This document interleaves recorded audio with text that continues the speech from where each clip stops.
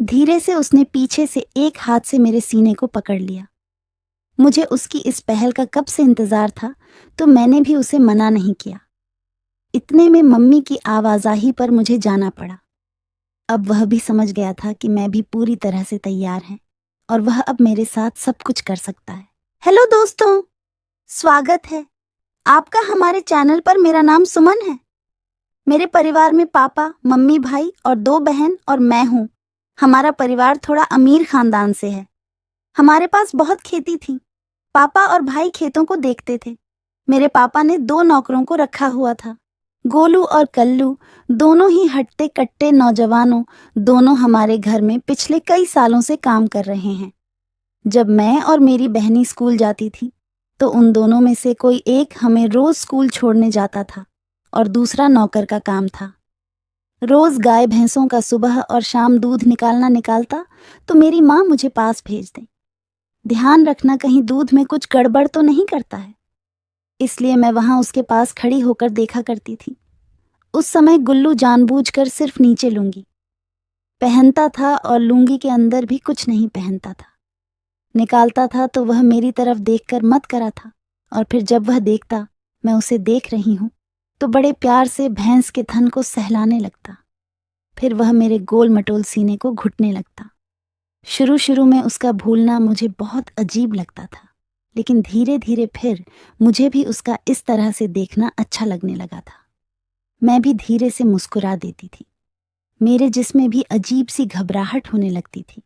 रात को प्यारे प्यारे रोमांटिक भरे सपने पूरे बदन को रोमांचित कर देते थे। मैंने नोट किया कि अब कुल्लू मेरे आस पास रहने की कोशिश करता था। एक दिन वह हमें स्कूल से लेने के लिए आया था। उसने साइकिल पर आगे मुझे बैठाया और पीछे बढ़ी। बहन को रास्ते में मैंने देखा कि गुल्लू जानबूझकर पैडल मारते वक्त अपनी टांगों से मेरे पीछे टच कर रहा था। मुझे बहुत अच्छा लग रहा था। मैंने बीच बीच में उसे मुड़कर देखती तो बहुत स्माइल करने लगता था।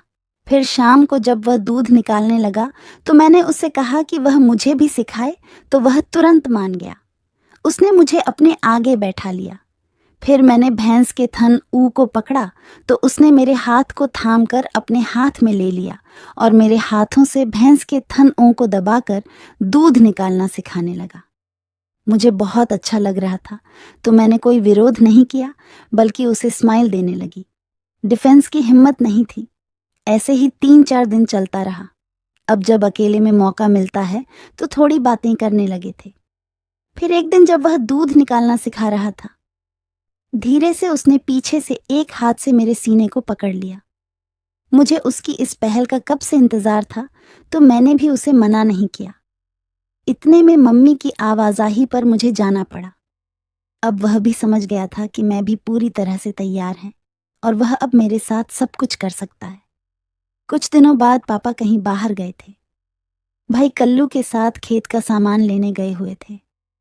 दोनों बहनें स्कूल गई थीं, लेकिन मैंने छुट्टी ले रखी थी। गोलू को पापा ने घर छोड़ा हुआ था। भैंस की रखवाली और घर के कुछ और कामों के लिए और टी-शर्ट पहन रखे थे। मेरे टाइप संतरे बाहर जाते हैं। मैं कमरे में अकेली थी। मैंने गुल्लू को बहाने से बुलाया और कहा कि मुझे कुछ काट लिया है, शायद मेरे कंधे पर, और वह समझ गया था कि आज इस मौके का फायदा उठाना है।